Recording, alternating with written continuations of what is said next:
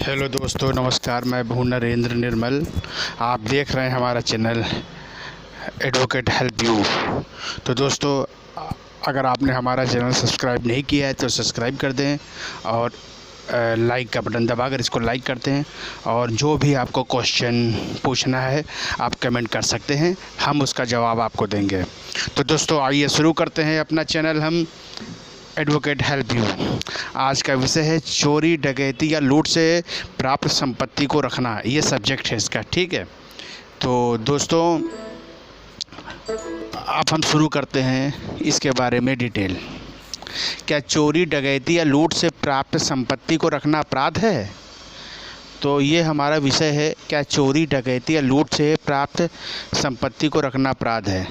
भारतीय दंड संहिता की धारा 411 व 412 के तहत यदि कोई व्यक्ति चोरी,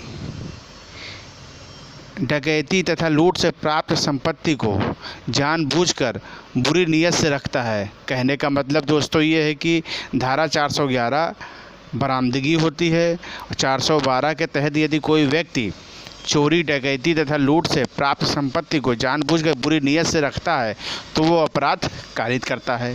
चोरी करने वाला व्यक्ति चोरी करने के बाद तुरंत चोरी का सामान बेचना चाहेगा या हटाना चाहेगा, जिससे कमाल उसके पास ना मिले। कहने का मतलब है, सामान अगर बेचना चाहेगा, हटाना चाहेगा, जिससे कमाल उसके पास ना मिले, अतः वो सामान सस्ते दाम पर बेच देता है।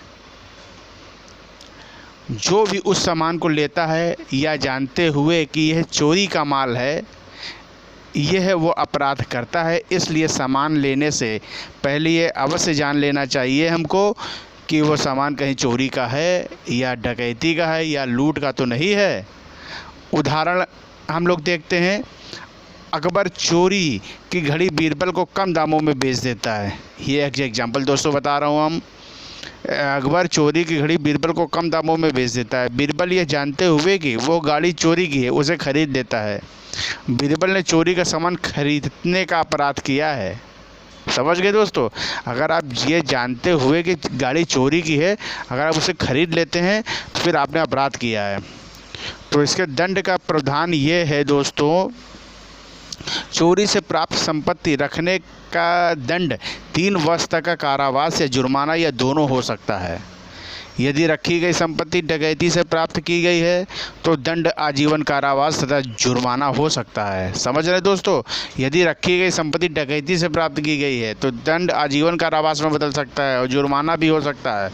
यदि कोई लगातार चोरी की चीज़ें लेता है या रखता है, यानी उसकी आदत या शौक़ है, तो उसका भी दंड आजीवन कारावास तथा जुर्माना हो सकता है। तो